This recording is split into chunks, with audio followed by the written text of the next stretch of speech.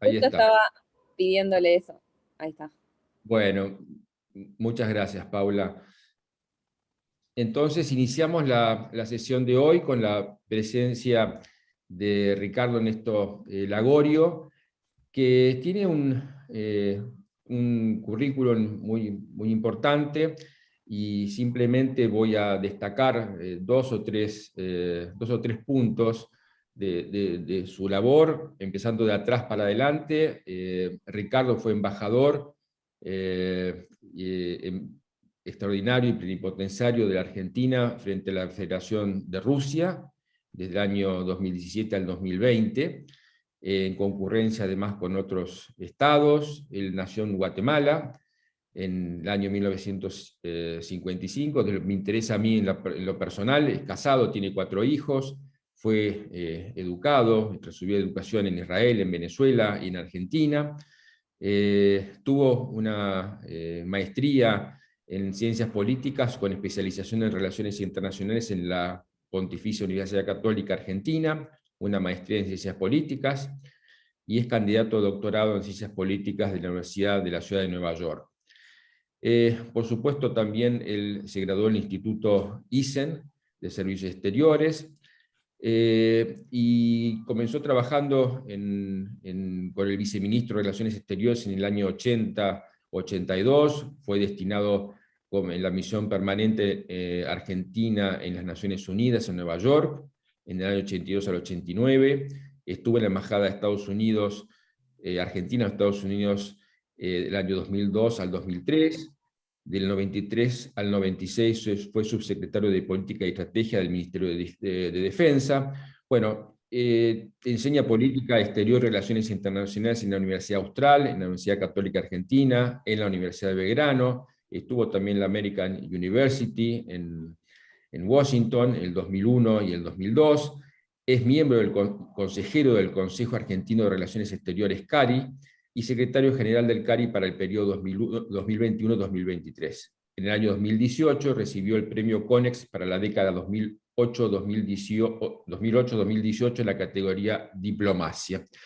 Así que simplemente con esto, nosotros desde el CIBES, que estamos realizando tareas de investigación referidas sobre todo al funcionamiento de la ciudadanía, en este caso también estamos yendo un poquito más allá, pensando en el tema de las relaciones internacionales, pensando en la política exterior, en qué influencia tienen las sociedades, tienen las culturas, en la determinación de las sociedades. Y queremos entonces escuchar cuál es la idea o cuál es un poco la visión que tiene en este caso Ricardo respecto a lo que está sucediendo en la actualidad y cómo se está desenvolviendo las relaciones internacionales en este panorama tan complejo que presenta el siglo XXI. Así que escucharemos un poco qué es lo que nos tiene para decir esto, respecto de esto, Ricardo, y después hablaremos unos minutos para la conversación, y si algunos tenemos preguntas, también lo haremos. Así que, Ricardo, te escuchamos entonces. Muchísimas gracias, Mauricio, muchas gracias por la invitación. Y bueno, es una muy grata casualidad que me invite el CIBES, porque después lo voy a desarrollar con más intensidad, pero yo creo que entramos en una era de la ciudadanía fuertemente a nivel global. Los griegos, en su incomparable sabiduría, tenían dos formas de medir el tiempo, el crono y el kairos. El crono es ese tiempo, yo diría, aburrido, el que transcurre en el calendario, año tras año, mes tras mes, día tras día, minutos, segundos, y que uno pierde la capacidad de asombro porque se acostumbra a la periodicidad. Pero ellos le prestaban muy particular atención no al crono sino al kairos, a ese momento específico en que algo ocurre. El filósofo francés que filósofo y escritor Jean d'Ormesson, que falleció hace un par de años, decía que había años, meses, días en que nada ocurría, y de repente un segundo en donde todo transcurre. Bueno, el año pasado es un kairos, es ese momento de Jean d'Ormesson en que ocurren fenómenos. Por eso yo empezaría diciendo que el año pasado, robándole la idea a Eric Hobsbawm, empezó el nuevo siglo XXI. Empezó algo absolutamente distinto. Y hay que prestarle atención, no tiene que ser, para mí al menos, una definición más, ¿no? Uno siempre está tratando constantemente de ordenarse y de buscar definiciones. La Segunda Guerra Fría, la posguerra fría, la poscaída del muro de Berlín, etcétera, etcétera. Estamos tratando hace varios años de definir qué es lo que ocurre en el mundo, si hay un orden, hacia dónde va. Yo creo que finalmente ha llegado ese momento, ese kairos, no porque haya empezado algo absolutamente distinto en el 2020, sino que es ese momento en que emergen los acontecimientos que estaban subyacentes, ¿no? Como se dice en inglés, the underpinnings. Y es ese momento en que emergen y uno toma conciencia, porque a veces al no prestar atención uno no ve venir los acontecimientos. Bueno, hay un kairos que es el 2020 y es el nuevo siglo XXI. Y no es casualidad que el año pasado hayamos celebrado el 75 aniversario de la creación de las Naciones Unidas, cuya carta empieza con, y prefiero citarlo en inglés porque es la palabra que realmente refleja el contenido, la traducción se pierde. La Carta de las Naciones Unidas, escrita en el año 45, empieza con la frase "We the people". Nosotros el pueblo, pueblo e individuo al mismo tiempo. No empieza con la frase "nosotros los estados" ni "nosotros las naciones". Es el gran organismo internacional que arranca en el año 45, arranca incompleto, porque en el año 45 tenía 51 miembros, 51 países formaban parte, hoy hay 193, se casi cuadruplicó, pero el concepto no era el de nosotros los estados, era we the people. Yo creo que el año pasado, si algo realmente refleja este kairos, es la emergencia de we the people. Yo creo que, y lo digo como diplomático, ¿no? Tenemos que empezar el mundo a verlo menos de una perspectiva meramente Estado. Por eso a mí, más que hablar de relaciones internacionales, prefiero hablar de relaciones globales, sino que tenemos que empezar a verlo también de la perspectiva de we the people, en este mundo híbrido en el que estamos. Otra gran característica, híbrido en donde convive la presencialidad y la virtualidad. Estamos en lo virtual. Podemos estar en este momento en cualquier lugar del mundo y estamos todos juntos presentes. También es un mundo atemporal, porque al poder estar en cualquier lugar del mundo, podemos estar en cualquier horario del mundo, hablando, negociando, trabajando, conversando, debatiendo, podemos estar en una crisis en conjunto. Entonces, en este nuevo mundo híbrido, atemporal y temporal al mismo tiempo, territorial y desterritorial al mismo tiempo, centrado en el Estado y centrado en el individuo, tenemos, creo yo, que empezar a usar nuevas categorías de análisis, porque el mundo ya no es lo que era hasta hace unos años, y que el año pasado es este kairos, esta bisagra, que empieza realmente a promover, a levantar ese famoso velo de que hablaban muchos filósofos, y empezamos a ver algo distinto. Yo creo que eso es un dato muy, muy, muy relevante y necesario para tener en cuenta, porque exige nuevos paradigmas.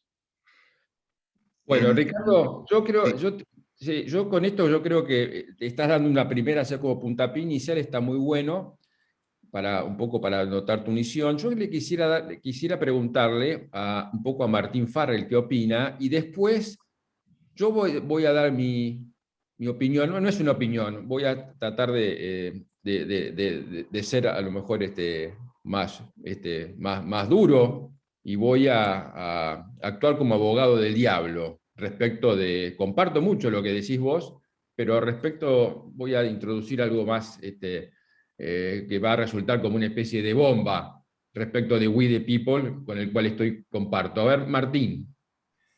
Yo preferiría cederte la palabra a vos y recién hablar al final, después de haber escuchado las dos opiniones, porque Bueno. después de haber sido juez tanto tiempo, nunca podría dictar sentencia antes de escuchar las dos partes. Opa, bueno, está bien, te vamos a dejar. No es que vaya a dictar ningún veredicto, pero me siento mejor cuanto más información tengo. Te vamos a dejar. Desde el punto de vista de la teoría política, quizá ya desde hace mucho tiempo, y algunos se remontan qué sé yo, 200 años atrás, desde la época donde aparece con fuerza el liberalismo, pasando por las cuotas de neoliberalismo, nos dicen que la gente, nosotros, the people, o ahora la ciudadanía, ha sido corrida o ha sido ninguneada,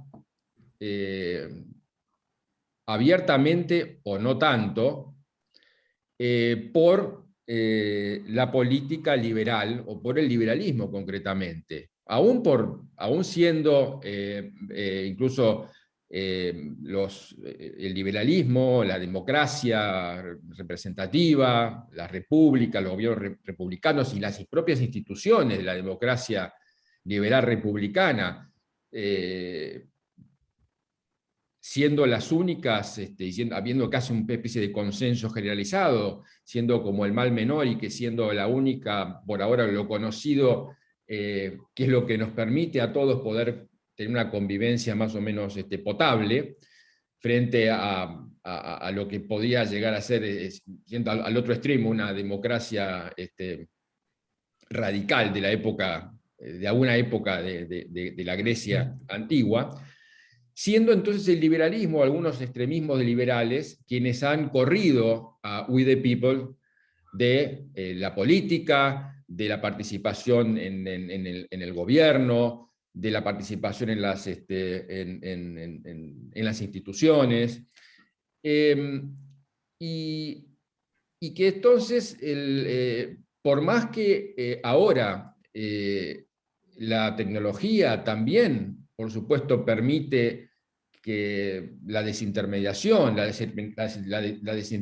en todos los órdenes de la vida, y que también llega a la desintermediación en la política, también los mismos u otros nuevos intermediarios también corren a la gente, siguen corriendo, siguen apartando a la gente, en la medida que no haya un cambio en la política, un cambio radical en la política, o no exista una democracia radical que modifique esos cánones liberales que siguen manteniéndose al igual que hace 200 años, donde se pueden haber y que, por supuesto, y que siguen corriendo y que siguen apartando y que siguen haciendo que exista una desafección por el ciudadano común y corriente de la política, va a ser muy difícil entonces que ese We the People, por más que tenga la tecnología, en la práctica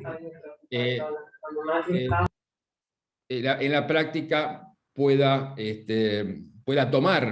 poder tomar ese poder. Esto es un poco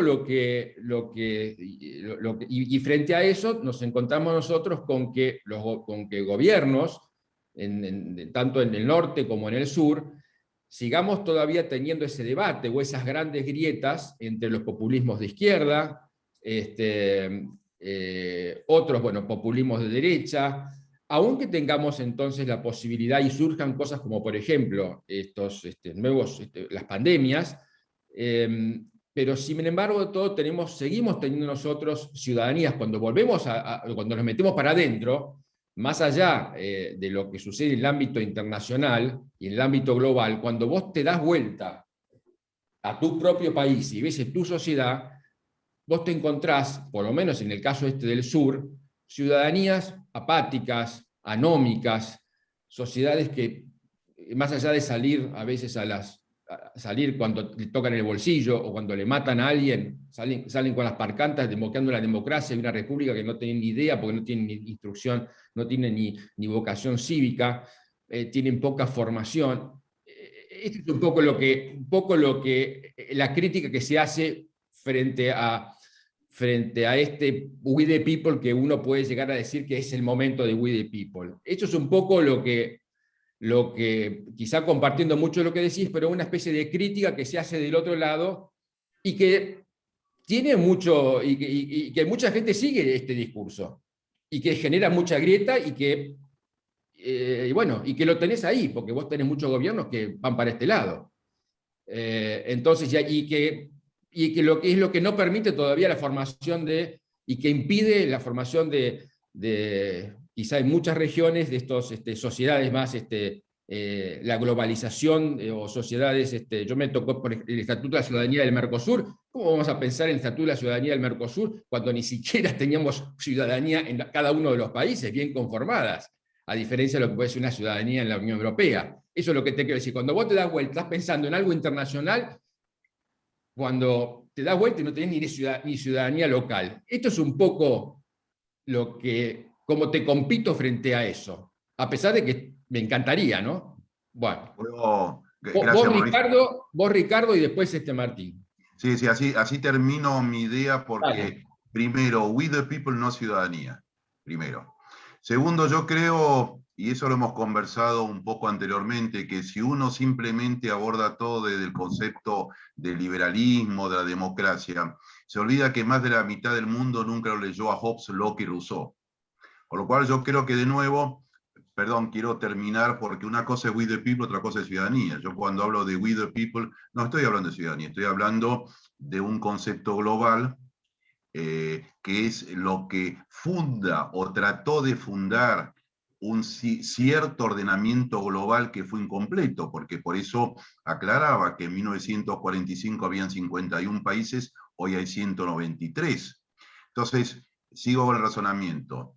El tema de We the People emerge, y emerge globalmente, independientemente de la ciudadanía, de mirar hacia atrás, porque hay una cosa muy interesante. Hoy, en este mundo híbrido, convive la frontera con la conectividad. Vos no estás en la Argentina, entonces, si mirás hacia atrás, ¿hacia dónde mirás? ¿Hacia la Argentina o hacia dónde estás? Entonces, creo que de nuevo estamos en algo novedoso, que al menos tratemos de entenderlo en su totalidad, porque si no, creo que vamos a seguir juzgando lo que vemos con parámetros distintos. Más de la mitad del mundo no tiene la vara de medición de lo cotidiano y la interpretación de sus eventos y la gobernabilidad a través de la democracia, ni del liberalismo, ni del neoliberalismo. Ahora, eso no quita que el impacto de lo que yo llamo los 4 drivers, que no es un invento mío, que están llevando adelante el mundo, que es ciencia, tecnología, innovación y la ecología, penetran la vida y llegan al individuo directamente, porque más allá de cualquier cosa, esta pandemia es el primer conflicto realmente mundial. Nosotros no vivimos 2 guerras mundiales. Si uno le pregunta a un senegalés cuáles son los eventos mayores del siglo XX, no es ni la Primera ni la Segunda Guerra Mundial, es la descolonización. Para más de 100 países, mucho más, que durante la Primera y Segunda Guerra Mundial no existían, no eran ni siquiera people, no digamos ciudadanos. La Primera y Segunda Guerra Mundial no son eventos, sí es la pandemia.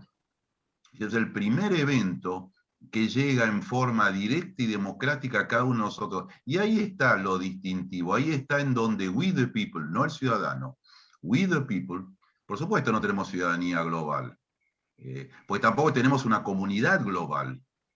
Ahora, necesitamos una gobernanza global, que es muy distinto, porque todos los grandes temas son temas globales. Cuando yo estudié ciencias políticas hace muchos años, a nadie se hubiera ocurrido tener el medio ambiente como un tema central de la ciencia política. Te hubiesen mandado a la escuela de puericultura o a la escuela quizás de jardinería. Hoy el medio ambiente, la ecología, es el tema central. Diría más, hay que redefinir lo que es paz y seguridad internacionales, porque hoy es más un atentado a la paz y a la seguridad internacionales, a we the people global, independientemente de su ciudadanía y si es ciudadano, la ecología que el armamento nuclear. Y yo y termino el fin de semana pasado en el Infobae, publiqué otro artículo que se llama En defensa del multilateralismo. Yo invito a que hay que leer y releerlo mucho al secretario general de las Naciones Unidas, Antonio Guterres, que es probablemente una de las pocas voces que claman sobre estos temas. La semana pasada empezó la Asamblea General de las Naciones Unidas. Yo ahí hice 9 asambleas generales corridas en la década del 80. Por supuesto, eso me formó, me deformó, pero creo que le estamos prestando poca atención a la necesidad de construir multilateralismo. Y eso de nuevo va a we the people y no a la ciudadanía, porque todos los temas que hoy nos afectan son todos temas globales, que son temas que solamente se pueden abordar con cooperación y con colaboración y no con confrontación, y son todos temas que superan nuestros espacios territoriales y fronterizos y soberanos clásicos. Acá estamos en un típico ejemplo, yo diría, de que la soberanía de Grotius ya no va más. La conectividad compite todos los días con las fronteras y con la soberanía. Entonces el Estado mismo está cuestionado. La representatividad está cuestionada, seamos o no seamos ciudadanos, porque todos tenemos en nuestras manos, un año muy importante es 2007, cuando el señor, ¿cómo se llamaba? Bezos, el de Apple, presentó el iPhone. Ese año, el 2007, empezó el gran cambio del mundo, porque la gente se ha empoderada, sea o no ciudadana, pero somos todos we the people con una capacidad de influir enormemente. Y ojalá todos seamos ciudadanos, ojalá todos fuésemos repúblicas con ciudadanos, pero de nuevo, más de la mitad del mundo no lo leyó ni a Hobbes, Locke y Rousseau, y en muchos lugares donde se lo ha leído, se lo tergiversa cotidianamente, porque la democracia está cuestionada en su esquema representativo por este fenomenal introducción de la ciencia, la tecnología e innovación, que no es neutra, pero que está cambiando rápidamente o influyendo en nuestro contrato social. Hoy tenemos un contrato social muy distinto. Veámonos, fíjese, este es un nuevo contrato social en el que estamos, de alguna manera, que se superpone al anterior. Entonces, yo creo que hay que andar con mucho cuidado. Por supuesto, esto no es teología, así que es absolutamente discutible y es el mundo de lo equívoco. Pero yo, mi experiencia me lleva a empezar a abordar cada vez más con este vigor la aproximación y la aprehensión del mundo de esta manera. Hay grandes llamados de atención, los movimientos indignados, el famoso libro Indignez-vous, los gilets jaunes, hay un gilet jaunismo en todas partes del mundo. Y eso se manifiesta en la gobernabilidad, en el cuestionamiento, en el impacto de los partidos políticos. Fíjense lo que fue la elección de Alemania, cómo los partidos se van deshilachando y están perdiendo la representatividad y emergen otros. En muchas partes emergen movimientos. Estados Unidos, el Partido Republicano, yo viví 12 años en Estados Unidos, el Partido Republicano ya no es lo que era antes ni el demócrata. No hablemos de la Argentina. Y uno va así, es en todas partes del mundo. Entonces, eso hace entonces que el partido político como intermediación tiene otro papel. El ciudadano o we the people, interno o externo, tiene otro papel. La comunicación, el efecto contagio, en fin, es un animal absolutamente novedoso, y yo creo que al menos yo lo sigo con mucha atención, porque trato de pensarlo así y de imaginarme nuevos paradigmas. Lo último, en esta primera etapa mía, ¿no? O sea, a mí me gusta mucho Yuval Noah Harari. Él está diciendo que quizás a finales del siglo que viene, y es mañana eso, ya no haya más Homo sapiens en la Tierra. El Homo sapiens también es una criatura novedosa. Y cuando estamos pensando en lo que puede ser la influencia de la inteligencia artificial o la bioingeniería, y eso nos lleva al gran tema, el tema moral y ético de todo lo que está ocurriendo, que es al que menos se le está prestando la atención. Al menos en la Argentina estamos todos los días preocupados por el bolsillo, me parece correctísimo, ¿no? Pero no dejemos Ricardo, de lado el tema moral y ético. Antes que avancemos con el tema moral y ético, no quiero avanzar más antes de hacerte una pregunta, que es algo de que vos también has hecho referencia en alguno de tus artículos como introducción, que es algo de Alberdi también, es respecto de cómo manejar en materia de política exterior, o cuánto influye el tema de lo local, el tema de la definición de una política local en materia de lo local en cuanto a definir la visión de un país en política exterior, o cuánto influye lo exterior en lo local. Y es algo como que va y viene, es un ida y vuelta, ¿no? Que las dos cosas influye lo local o lo propio de un país tiene que influir cuando vos salís hacia afuera, y lo de afuera también, la política exterior también, o lo internacional también influye en cómo te manejas adentro de un país. Cuando vos hablás, y esto que acabas de decir recién también,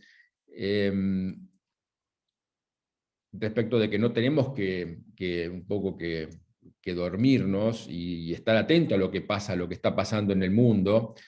Un poco lo que yo también, lo que he visto en el poco tiempo que he estado afuera, es que en determinados lugares como que hay distintas velocidades, en que las regiones o los países de distintas regiones nos manejamos también en distintas velocidades, en base a la cultura, o en base a la historia que nos ha tocado vivir en cada lugar.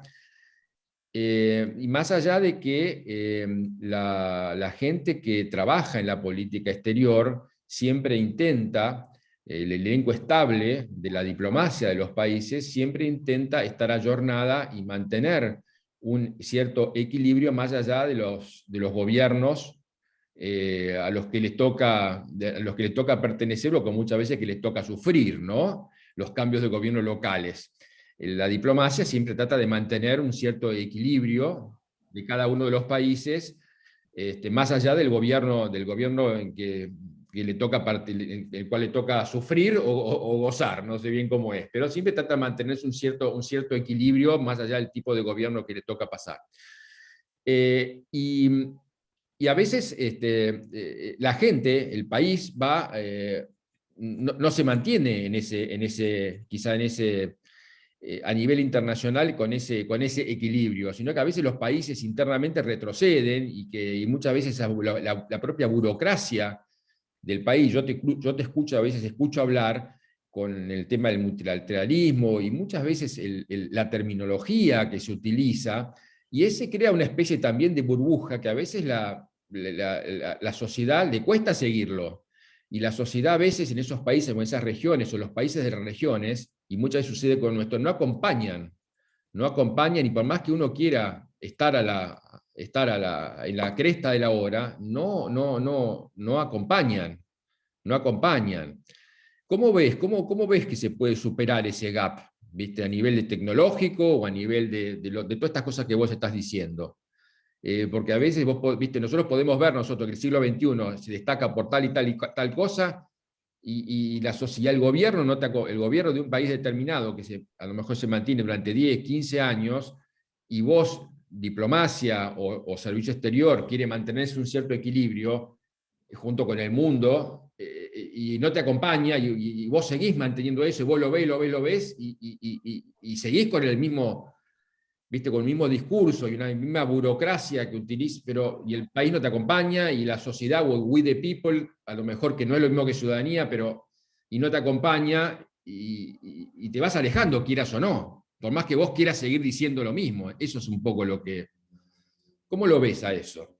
Mira, yo soy muy alberdiano, ¿no? La frase que vos citás es: la política exterior, es una pregunta, ¿es la causa o el resultado del desarrollo y engrandecimiento del país? Y él mismo se responde: yo creo que ambas cosas se explican, apoyan y suponen mutuamente.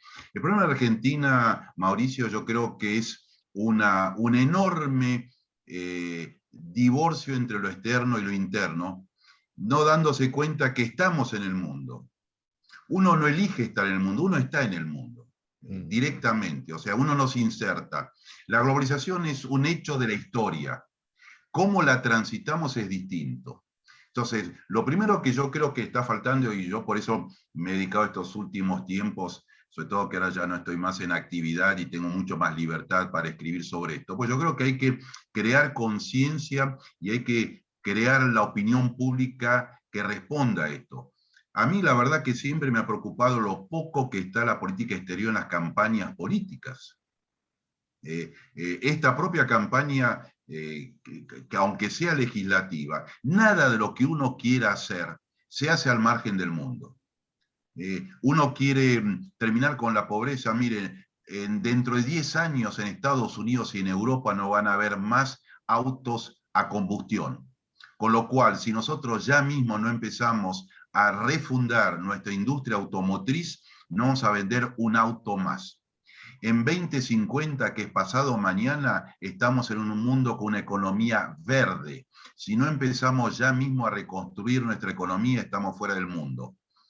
Con los índices que tenemos de deserción escolar, con más del 60% de los jóvenes que no estudian y que están por debajo de la línea de pobreza, en un mundo en donde la educación y la educación del siglo XXI es esencial, estamos fuera del mundo. Entonces, esos debates hay que llevarlos adelante. Esos debates hay que llevarlos adelante. O sea, si uno quiere progresar y desarrollar, como dice muy bien Juan Bautista Alberdi, no es adentro o afuera, es adaptarse hacia donde va el mundo. Yo soy muy francófono, siempre lo cito a Charles de Gaulle, que él decía que él tenía une certaine idée de la France. ¿Cuál es la idea de la Argentina que tenemos nosotros? Uno de mis artículos se llama Concordia y Multilateralismo. Hablo de concordia y no de brecha, porque ya hace más de 100 años Joaquín B. González, en 1910, en el Juicio del Siglo, hablaba de la ley de la discordia intestina.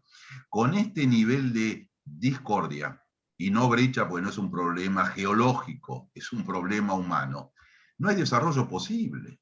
Entonces, esos son los temas, porque si no, we the people, que van a sufrir directamente los temas, aunque el Estado quiera meterse en el medio para impedírselo o favorecerlo, van a llegar directamente, van a rebelarse, como pasan en muchas partes del mundo. Entonces, de nuevo, estamos en un mundo en donde la intermediación política, la representación política ya no es lo que era antes, donde los temas llegan directamente a la gente.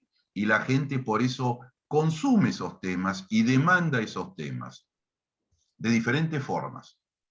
Ahora, el gran desafío de la clase dirigente, política, empresarial, religiosa, sindical, académica, es llamar a la atención de que uno es parte del mundo. Uno no elige entrar o salir del mundo, es imposible, uno está en el mundo. Y que el mundo va en una cierta dirección, La gran reunión de este año, del año pasado y el año que viene, es la reunión de Glasgow de medio ambiente. Ese es el gran tema. Y el medio ambiente es un universo en donde no solamente está el medio ambiente, el clima, la ecología, está la productividad, está la cultura, hay hábitos de vida. Eso es lo que tenemos que discutir urgentemente. De nuevo, con una dimensión ética, moral, porque toda decisión, yo sigo mucho al profesor Joseph Nye, con el cual cuando era subsecretario de Defensa en los 90 trabajé, él estaba en el Pentágono, y le acaba de escribir un libro muy interesante sobre política exterior y moral que se llama Do Moral Matters. Y él dice que cuando uno toma decisión, y estas son todas decisiones, hay que ver la intención, los medios y las consecuencias. Tenemos que empezar a pensar seriamente en las consecuencias de lo que estamos haciendo, porque todo tiene un costo, tangible e intangible, y no basta con las buenas intenciones, hay que ver las consecuencias, y más estos temas que no es que yo decido hacer algo, yo estoy en un mundo globalizado, y lo que yo decida hacer va a tener límite y va a chocar con lo que decidan hacer no solamente mi vecino uruguayo, sino mi vecino de Singapur o de Tailandia, porque la ecología nos une cada vez más y la famosa teoría de la mariposa, del aleteo de la mariposa, impacta enormemente. ¿Qué hay que hacer, entre otras cosas? Crear una cultura más de política exterior, crear una mayor cultura de multilateralismo y crear una mayor cultura de que estamos en un mundo globalizado, que todo nos impacta y que no somos una isla. El tema ético, vos lo ves, o la construcción de una ética, no estamos hablando de éticas de máxima, yo lo llamo éticas de mínima, que algo que nos permita a nosotros compartir con the people que tengamos al lado, o una ética ciudadana o una ética cívica, pensando en mínimos que podamos compartir y que nos permita una convivencia con toda la gente que tengamos al lado y con la que tengamos que convivir. ¿Vos lo ves como algo que tenemos que empezarlo a nivel local, a nivel provincial, nacional? ¿Lo ves algo que se puede hacer a nivel también, en paralelo, algo a nivel más regional, algo internacional? ¿Puede haber una ética cívica llamada así cosmopolita? ¿Qué influencia tiene la educación en esto? La ética esta ética puede ser educada. Nosotros tenemos, por ejemplo, hay currículas dentro de la educación tradicional, donde se educa ciudadanía, valores. ¿Cómo lo ves a esto? Te pregunto a vos primero, Ricardo, y después le paso la posta a Martín. Mira, yo no soy un filósofo, así que creo que Martín va a responder mucho mejor que yo. Yo lo que siempre abordé toda mi carrera, en donde me considero un tomador de decisiones, siempre con estos tres niveles que plantea Joseph Nye: intenciones, medios y sobre todo consecuencias. Yo siempre digo a mis alumnos, mire, ustedes pueden hacer lo que quieran. Ahora fíjense la consecuencia, porque ustedes van a tener que vivir con la consecuencia, no con la política. Con lo cual, para mí la ética como tomador de decisión tiene mucho que ver con el largo plazo, no con la coyuntura. Okay. Y con una cierta idea de la Argentina y con una proyección de progreso y desarrollo, es algo mucho más amplio. Y todo esto lo pongo en el mundo. Así lo veo yo, no como filósofo, sino como alguien que toma decisiones y que tiene que ser responsable de las consecuencias de decisiones en el mediano y largo plazo, no en mañana. Eso yo creo que hay que enseñarlo. Hay que, en la universidad, somos todos tomadores de decisiones en un campo o en otro. Yo creo que eso hay que enseñarlo así. Y sí, estoy convencido que hace falta una nueva cultura. Una nueva cultura en el campo de la política exterior, una cultura de colaboración, de diálogo. Vivimos en un mundo de comunicación, pero no de diálogo, que no es lo mismo.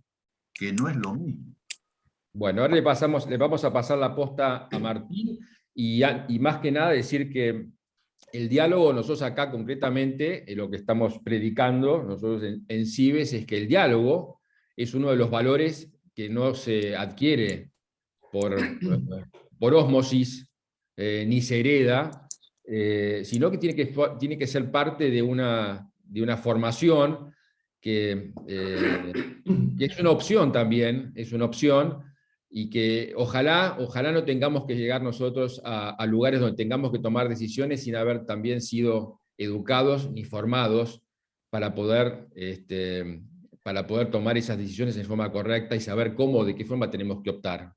Porque estamos siendo formados, por eso yo quiero, cuando hablamos de We the People y la ciudadanía, estamos siendo formados, por ejemplo, en la Argentina, antes de pensar en grandes cosas afuera, estamos siendo formados para ser ciudadanos, en muchos casos, violentos, y con una cultura no del diálogo, sino que estamos siendo formados para ser violentos, concretamente. Entonces, ese es un problema, Ricardo, que lo podemos charlar, que ya cuando llegas al momento de tener que tomar la decisión y ver las consecuencias, vas directamente pensando que el tema del conflicto permanente y la lucha permanente es lo propio de lo político, en lugar de pensar que podés dialogar con el otro y que podés llegar a un consenso sin que eso implique limitar la posibilidad de escuchar al otro. Ese es un problema ideológico y de éticas de máxima que está pasando en la Argentina.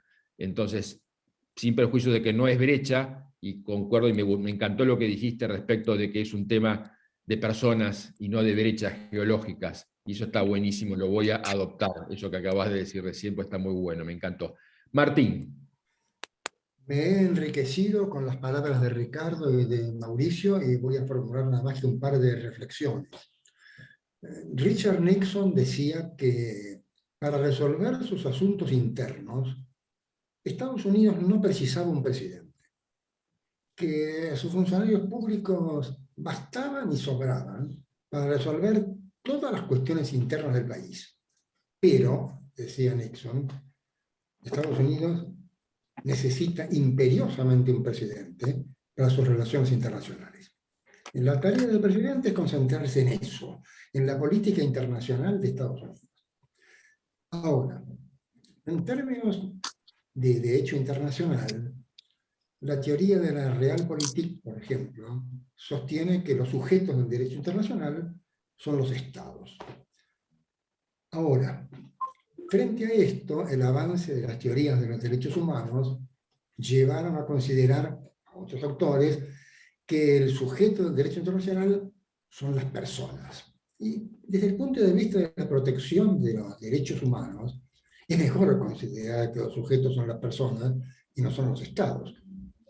Pero es interesante que Rawls adoptó en esto una posición intermedia, justamente utilizando el lenguaje que tan bien destacó Ricardo. Porque Rawls dice, los sujetos no son los estados, ni tampoco son las personas, son los pueblos. Y acá viene el asunto. La Constitución de Estados Unidos arranca con el We the People, y Ricardo nos ha recordado que la Carta de las Naciones Unidas, curiosamente, arranca exactamente con We the People, y Rawls dice, estos son los sujetos del derecho internacional, los pueblos. ¿Qué pueblos? Y dice, para interactuar necesitamos hacerlo con pueblos decentes, decent peoples. No dice claramente cuáles son los recaudos que tiene que cumplir un pueblo para ser decente. Excluye a los estados terroristas, sin duda, e incluye, en uno de los pocos ejemplos que da, a comunidades islámicas tolerantes.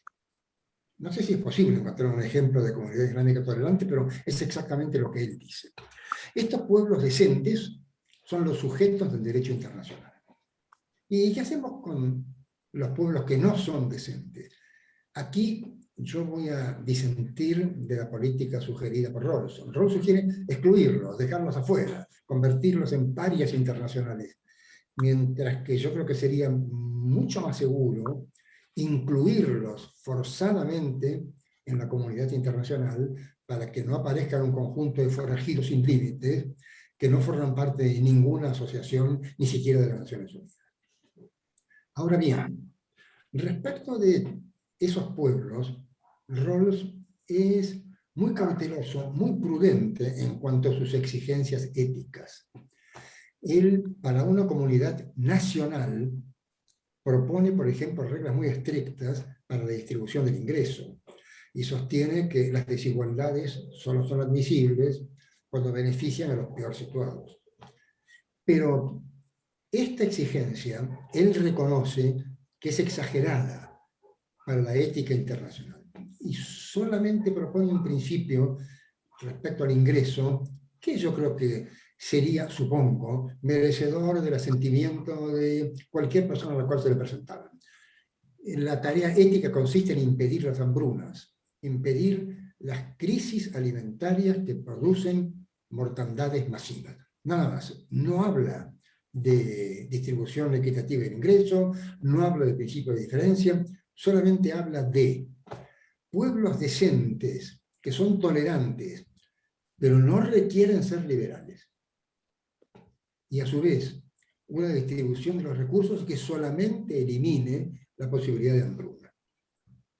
Ahora, desde el punto de vista que le interesa a Mauricio, yo soy muy cauteloso al hablar de ciudadanía porque tengo convicciones liberales fuertes y los liberales, por lo menos, siempre suelen decir, bueno, somos ciudadanos del mundo, lo cual desde luego que no es cierto, pero la ambición liberal consiste en tratar de erradicar los nacionalismos. Entonces, la idea de comunidad, de ciudadanía, está asociada con políticas que no son las liberales. Está asociada, no es extraño, con la idea del comunitarismo. El comunitarismo pone su énfasis no en el individuo, pone su énfasis en la comunidad. Y entonces los lazos comunitarios son reforzados. Ningún comunitario piensa que es ciudadano del mundo. Algunos liberales piensan que son ciudadanos del mundo, y yo tiendo a simpatizar con el pensamiento liberal, pero recordemos que el pensamiento liberal es básicamente un pensamiento individualista, no es un pensamiento comunitario.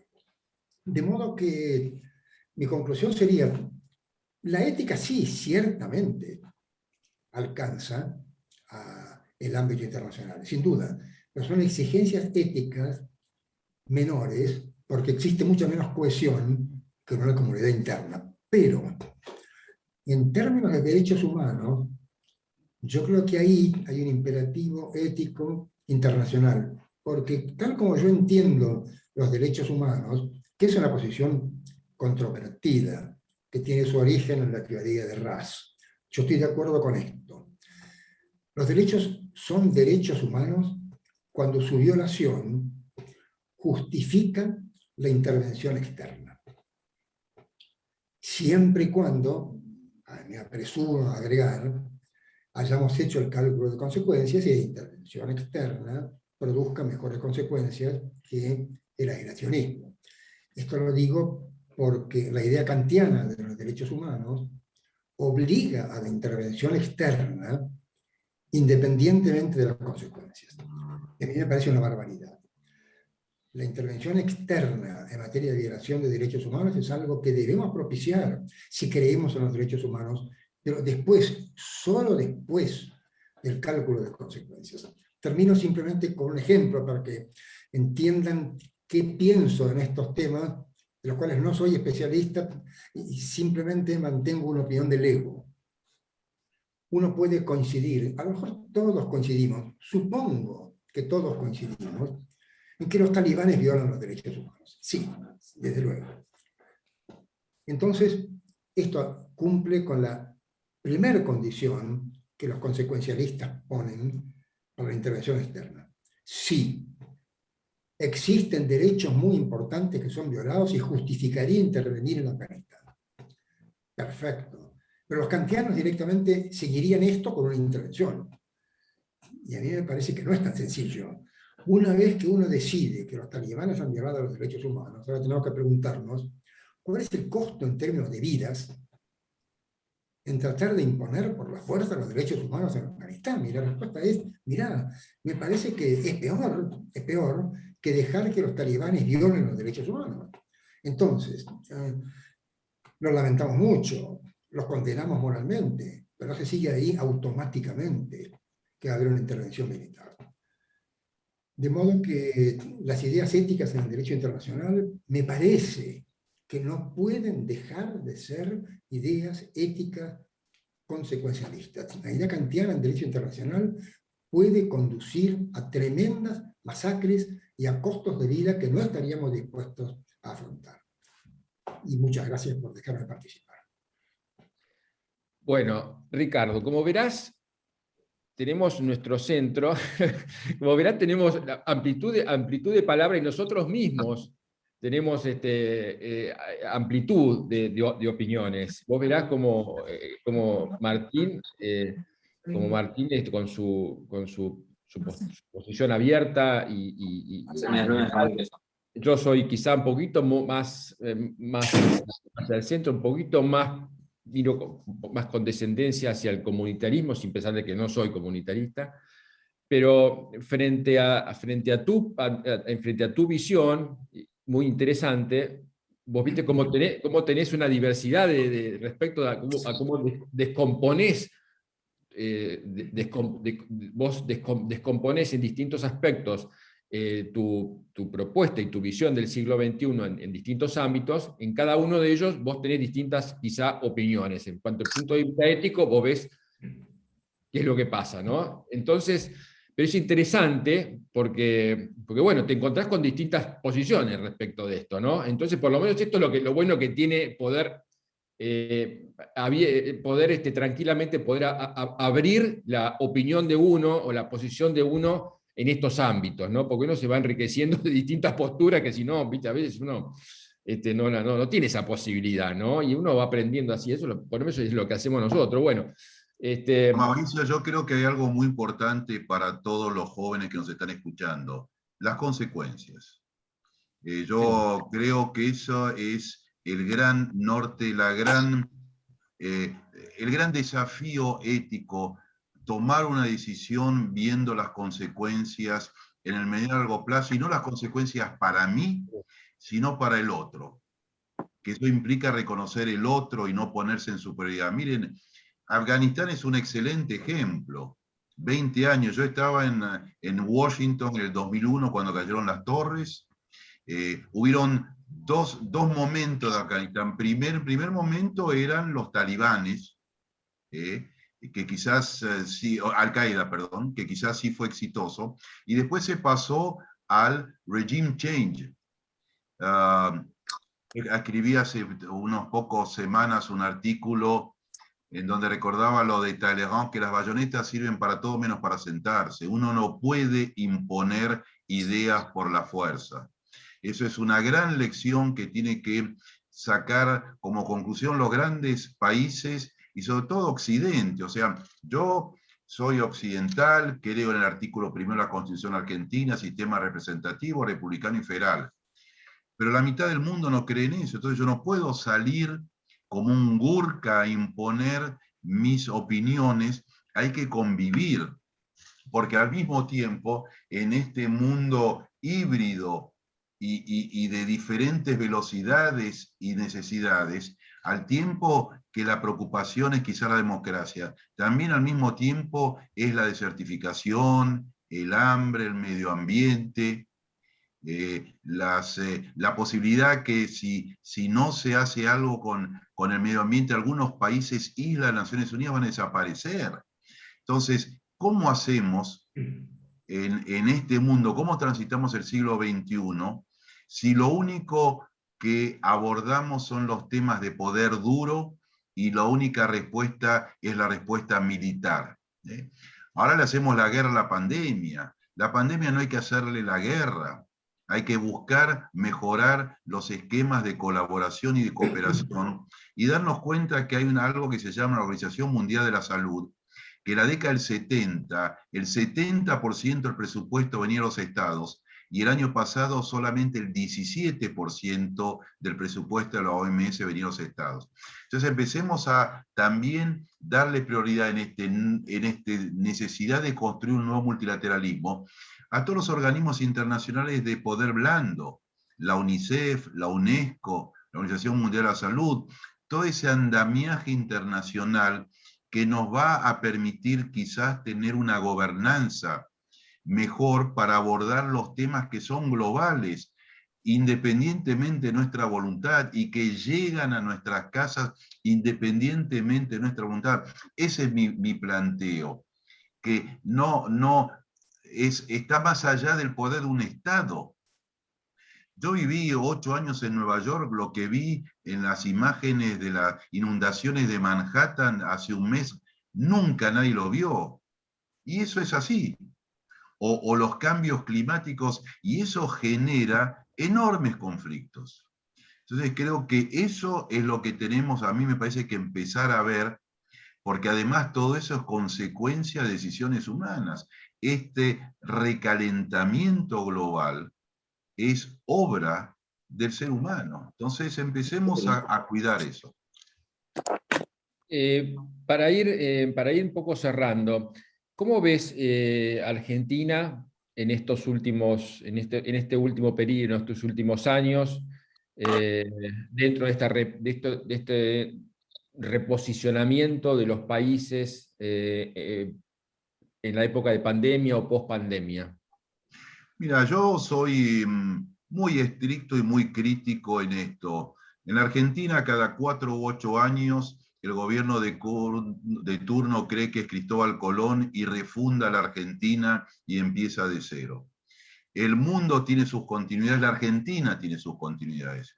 Entonces tenemos que empezar a darnos cuenta que hay ciertas políticas que exigen continuidad. Uno no puede cambiar la política exterior cada 4 o 8 años. Fíjense que como consecuencia de una elección partidaria interna, hemos cambiado el canciller.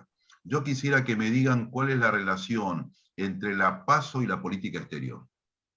Entonces empecemos a prestarle atención a la política exterior, que es ni más ni menos que cómo transitamos el mundo y podemos progresar y desarrollar, que lo necesitamos mucho en el escenario global, que es nuestro telón de fondo.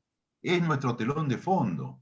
Y empecemos, vos has sido representante en la LADI. O sea, hoy es imposible que haya una reunión de los 4 presidentes del Mercosur porque no se hablan. Es un fracaso total, total. O sea, es como que si uno no se habla con el del palier, y a la noche cuando están dormidos les tocas el timbre y salís corriendo como hacíamos cuando éramos chicos. O sea, tenemos que generar políticas serias de convivencia y de construcción y de colaboración con nuestros vecinos, con el hemisferio, con el mundo, porque los temas no tienen soluciones individuales. Y hay que discutir estos temas. Cambiamos un canciller que iba a una reunión presidencial y la banca estuvo vacía. Eso es inadmisible, es inadmisible. Prestemos atención a que nos estamos desertando del mundo. Yo soy muy estricto en eso. Tenemos que estar en el mundo y tienen que entender que el telón del fondo del mundo es el soporte que nos va a permitir avanzar o nos va a llevar al retroceso. No hay, como decía ese famoso filósofo, conmigo sinmigo. Eso va así. El mundo es nuestro telón de fondo. Por eso la frase de Alberdi, te agradezco, soy muy alberdiano, es así: juega, son los dos, y en última instancia es la política global la que prima, porque es el muro de contención. Sí, yo te hice hincapié en esa frase porque cuando la leí me pareció interesante, porque es algo que siempre me lo pregunto. Yo llegué a la Cancillería y llegué a participar de este mundo que para mí era nuevo, el de las relaciones internacionales, y venía, realmente nunca había, no había conocido, siempre escucho que había viajado muchísimo por todo el mundo y realmente me interesaba mucho lo que sucedía.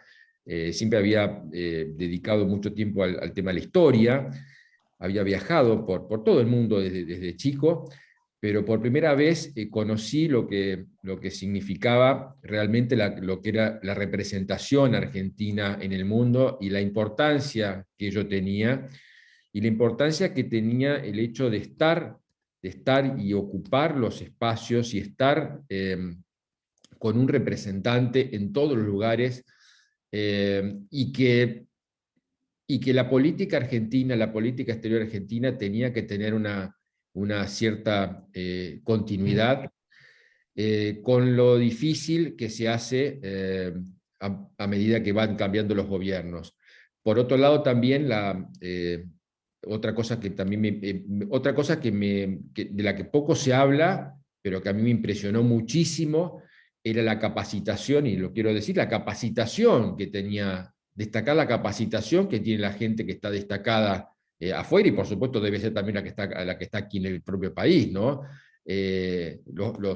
La capacitación que tienen los profesionales que existen en la Cancillería, unos profesionales excelentes, quizá sobrecapacitados para la tarea que muchas veces los propios gobiernos lo dejan hacer, porque yo veo que muchas veces el propio Poder Ejecutivo prefiere que la gente de los ministerios realicen las tareas y no sea la gente de Cancillería, la gente que está involucrada en los temas, los que participan de las reuniones, y que muchas veces la gente del servicio exterior está mucho más formada en los propios temas, porque tienen continuidad y saben de qué están hablando que la gente que llega a lo mejor de cada 4 años. Entonces, eso me sorprendió, y bueno, y realmente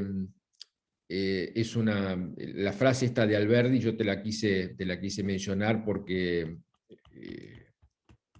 muchas veces otra cosa de la que vi es que, si bien esto me pareció importante, mantener una posición equilibrada y más o menos semipermanente en el exterior,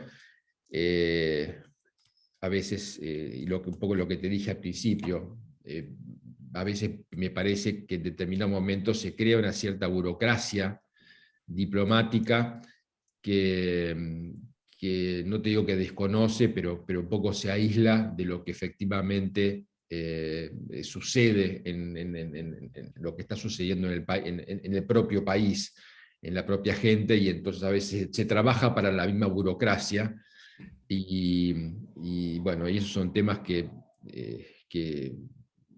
a veces complica la situación, ¿no? Y entonces es como si produce un gap muy, muy grande entre esa vida internacional y ese mundo internacional y exterior que vive el servicio exterior, que está escuchando permanentemente hacia dónde va el mundo, y de lo que sucede en el país, que va a lo mejor mirando para adentro, se mira en su propio ombligo, ¿no? Eso es un poco ese gap que no siempre se puede solucionar. Tengo dos preguntas en relación al tema de los talibanes o extremistas que no respetan los derechos humanos. ¿Cómo se debería tomar o hacer frente a los avances de los musulmanes en el occidente europeo? A ver, ¿alguien tiene alguna idea de esto? Yo lo primero no genera. ¿Podrías repetir la pregunta, Mauricio? A ver, respecto a los talibanes o los extremistas, los talibanes o extremistas que no respetan los derechos humanos, ¿qué se debía hacer frente a este avance o respecto a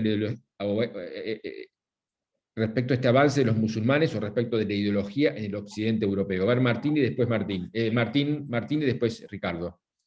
¿Alguna idea de qué es lo que se debería hacer? Lo mismo que dije antes. Hay que medir el impacto, de las consecuencias de una intervención.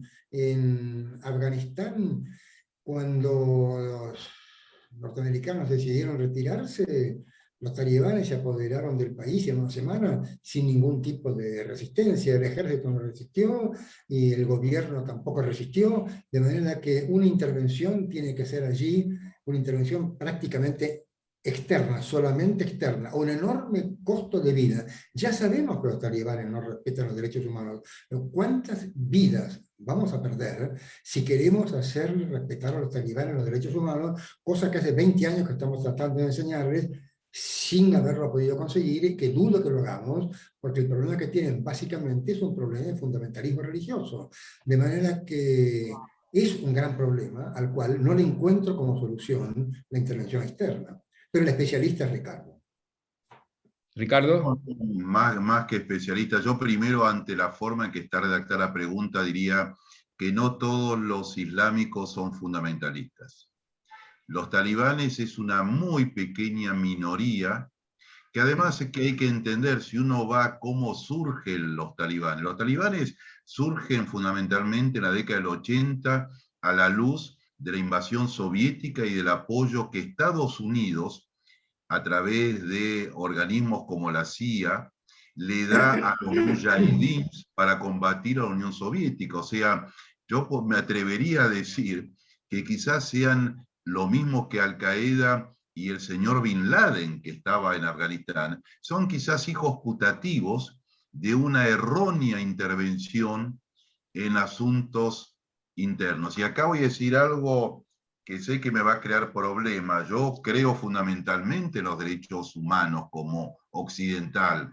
Ahora, los derechos humanos para mucha gente no son nuestros derechos humanos. Eso también es un enorme desafío, porque cuando se adoptaron todas las grandes convenciones modernas de derechos humanos, fundamentalmente en la década del 40 y el 50, decenas de países no se habían independizado. Entonces ahí nosotros hemos adoptado definiciones muy occidentales que no necesariamente, no digo que no tengamos razón, pero que no necesariamente son las que muchos países creen que responden a sus propias concepciones.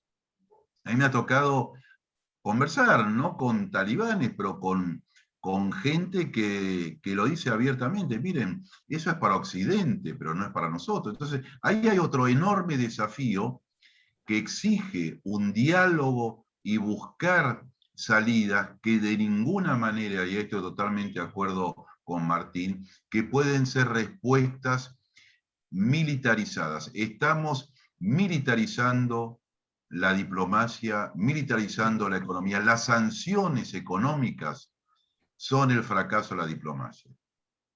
Entonces yo creo que tenemos que empezar a desmilitarizar la respuesta política, como hay que desviolentizar ciertas conductas también de política interna. Hay que ir y no tratar al otro como un enemigo, es un otro, quizás con una concepción distinta. Es muy difícil, es muy complejo, pero hay un otro. Y creo que estamos en un momento en donde la supuesta hegemonía de Occidente está siendo muy cuestionada. Yo me río cuando se habla de China, un país emergente. Hasta 1840, China tenía el principal producto bruto del mundo. Y China lo que está haciendo es un rejuvenecimiento después de una pausa. Entonces estamos ante un mundo que reclama su ubicación. Yo, estando en Rusia, también estaba acreditado en fantásticos países de Asia Central como Turkmenistán, Kirguistán, Uzbekistán y Kazajstán. Y ahí en el siglo XI, XII, XIII, XIV había una riqueza cultural y científica que no había en Occidente. Entonces, veamos el mundo en Cristóbal Colón y en Marco Polo también.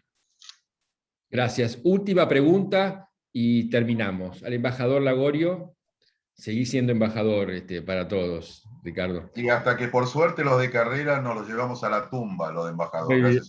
Muy bien.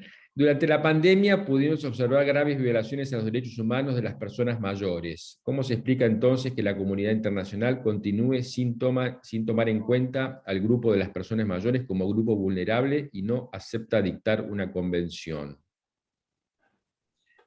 Mire, es una pregunta excelente. Yo creo que el gran defecto de la llamada comunidad internacional durante la pandemia es no haber declarado que la pandemia es una amenaza a la paz y la seguridad internacionales.